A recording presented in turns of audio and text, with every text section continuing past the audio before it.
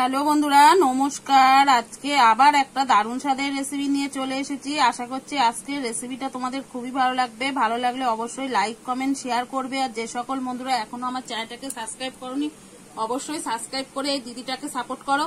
তাহলে চলো দারুণ স্বাদের রেসিপিটা শুরু করা যাক। এইখানে দেখো আমি কিন্তু মোটা যে সাবুদানাটা হয় সেটা নিয়ে নিয়েছি। এটা কিন্তু আমরা অনেক সময় উপোস করলে কিন্তু এই সাবুদানাটা খাই। এই সাবুদানাটা যেরকম শরীর ঠান্ডা করে সেরকম কিন্তু এই সাবুদানাটার মধ্যে অনেক ভিটামিন আছে। আমি কিন্তু আজকে এই বড় সাবুদানাটা নিয়ে নিয়েছি, তোমরা চাইলে কিন্তু যেটা ছোট হয় সেটা নিতে পারো।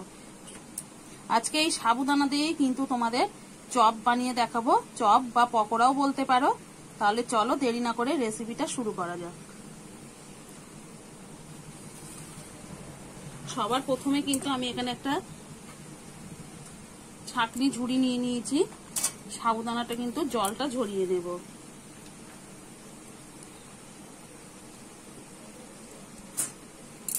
একটা পাত্রের ওপর আমি বসিয়ে নিচ্ছি। জলটা কিন্তু ভালো করে ঝরিয়ে নিতে হবে।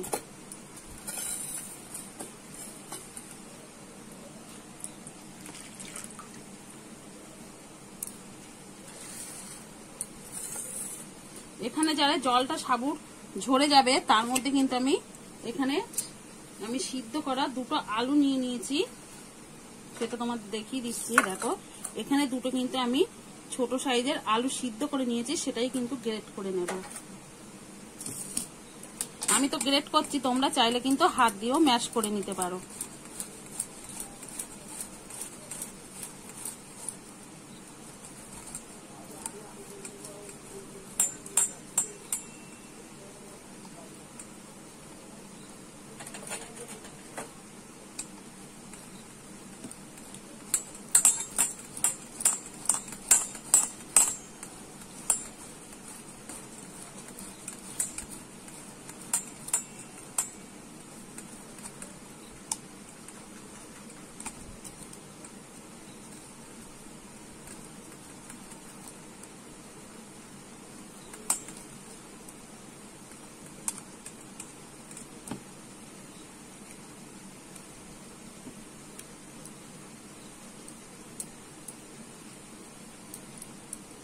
দেখো আমি খুব সুন্দর করে কিন্তু আলুটা গ্রেট করে নিয়েছি।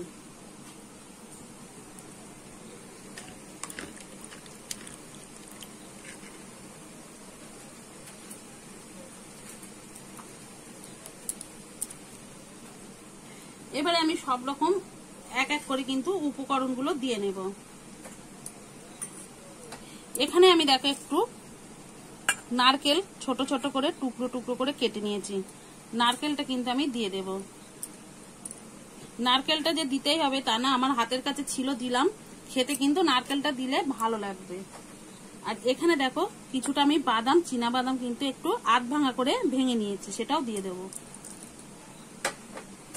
আর একটা ছোট সাইজের টমেটো আমি কিন্তু ছোট ছোট করে কুচিয়ে নিয়েছি, সেটাও দিয়ে দেবো।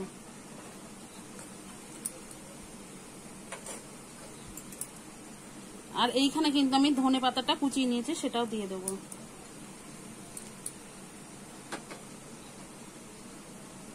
এখানে আমি লঙ্কাটা কিন্তু একটু বেটে নিয়েছি, কাঁচা লঙ্কা বেটে নিয়েছি। আদাটা কিন্তু আমি গ্রেট করে নিয়েছি, সেটাও দিয়ে দেব। তোমরা যে যেমন ঝাল খেতে পছন্দ করো সেরকম কিন্তু দিয়ে নেবে।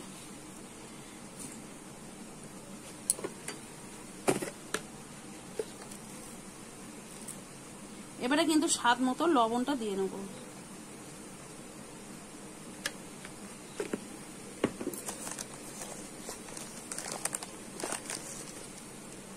অল্প একটু চিনি দিয়ে দেবো, দিয়ে কিন্তু আমি ভালো করে মেখে নেব।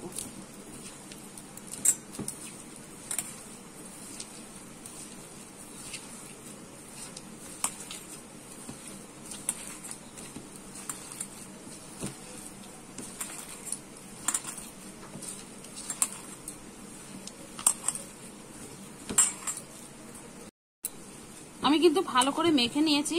এবারে কিন্তু সাবুদানাটা দিয়ে দেবো।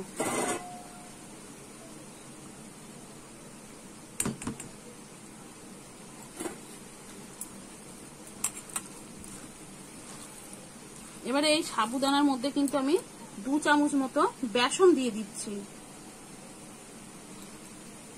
তোমরা চাইলে কিন্তু এখানে চালের গুঁড়োটাও দিতে পারো। এবারে আমি কিন্তু ভালো করে মেখে নেব। এখানে কিন্তু কোনো রকম জল দেওয়া যাবে না, সাবুর মধ্যে যে জলটা আছে সেটাতেই কিন্তু মাখা হয়ে যাবে।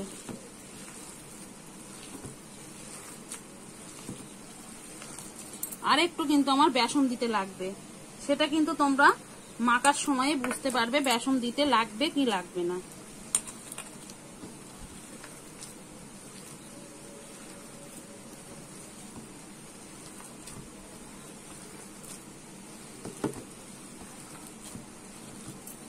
আমি ভালো করে মেখে নেব। দেখো এখানে কিন্তু আমার সুন্দর করে মাখা হয়ে গেছে, আর মাখতে লাগবে না। এবারে কিন্তু আমি একটু সামান্য গোলমরিচের গুঁড়ো দিয়ে দেবো। এই গোলমরিচের গুঁড়োটা দিলে কিন্তু বন্ধুরা খেতে খুবই সুন্দর হবে, আর এই গোলমরিচের জন্য কিন্তু একটা খুব সুন্দর সেন্টও বেরোবে। আমি একটুখানি সবকিছু আবার মিশিয়ে নেব।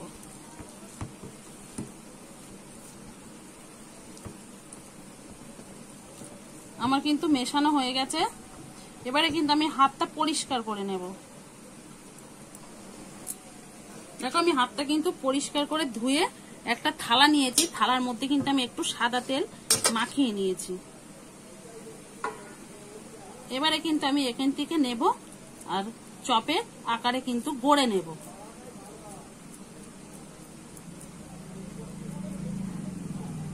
এরকম করে করে কিন্তু আমি সব চপগুলো গড়ে নেব।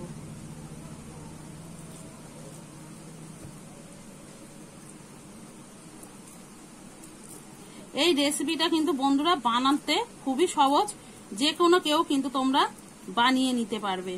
যতটাই সহজ বানানো, খেতে কিন্তু ততটাই টেস্ট।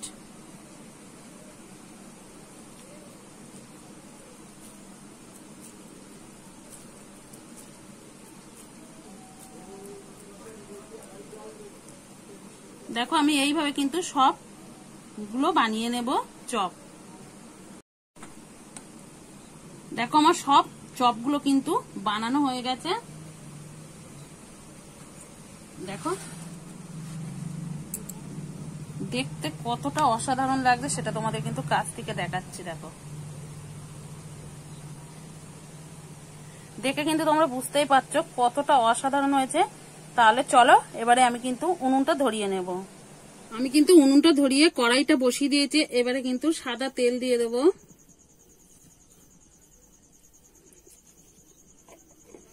তেলটা ভালো করে গরম করে নেব। তেলটা কিন্তু আমার গরম হয়ে গেছে। এবারে কিন্তু একটা একটা করে চপগুলো আমি ছেড়ে দেবো।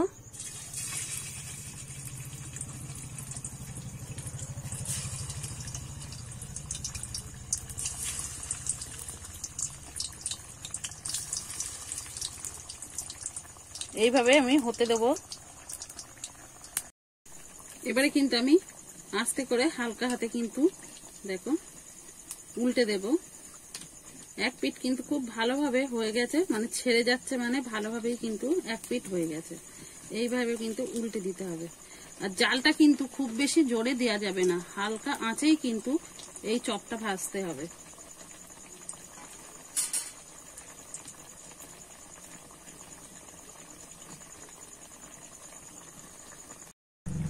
দেখো আমার কিন্তু সাবুদানার চপগুলো কিন্তু একদম রেডি হয়ে গেছে।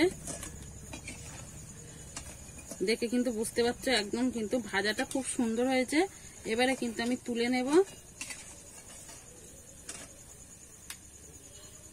তেলটা আমি ভালো করে ঝরিয়ে তুলে নিচ্ছি। দেখো কতটা সুন্দর হয়েছে।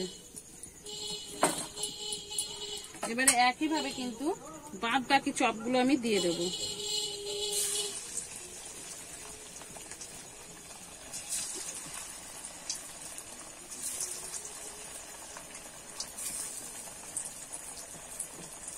একইভাবেই কিন্তু চপগুলো সব ভেজে নেব। দেখো বন্ধুরা আমার কিন্তু সব সাবুদানা চপগুলো রেডি হয়ে গেছে। এবারে আমি তুলে নেব।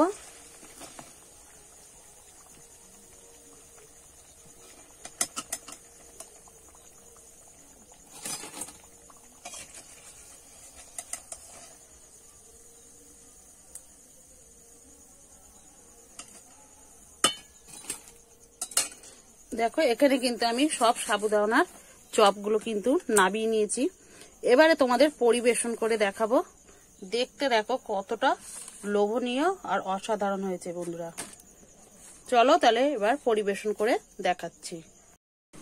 দেখুন বন্ধুরা, আমি কিন্তু একটা পাত্রে কিন্তু সাবুদানা চপটা কিন্তু নিয়ে নিয়েছি পরিবেশন করার জন্য, একদম রেডি। এটা কিন্তু তোমরা চায়ের সঙ্গে বা মুড়ির সঙ্গেও খেতে পারো, খেতে কিন্তু খুবই অসাধারণ লাগে।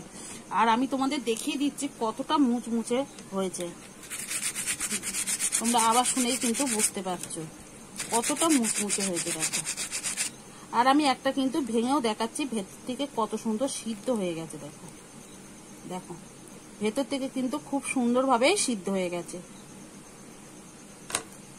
একবার হলো বাড়িতে এইভাবে বানিয়ে খেয়ে দেখো, খেতে কিন্তু বন্ধুরা খুবই অসাধারণ লাগে। যতটাই কিন্তু সহজ বানানো, খেতেটাও কিন্তু ততটাই অসাধারণ। একবার হলো বাড়িতে বানিয়ে ফেলো সাবুদানার চপ। আশা করছি আজকের রেসিপিটা তোমাদের খুবই ভালো লেগেছে। ভালো লাগলে অবশ্যই বন্ধুদের মধ্যে বেশি বেশি করে শেয়ার করে দিও। তাহলে আজকের মতো রেসিপিটা এখানেই শেষ করছি। আবার নতুন কোনো রেসিপির সঙ্গে দেখা হবে। ততক্ষণে ভালো থেকো, সুস্থ থেকো, সাবধানে থেকো। অবশ্যই বাড়িতে একবার বানিয়ে খেয়ে দেখো।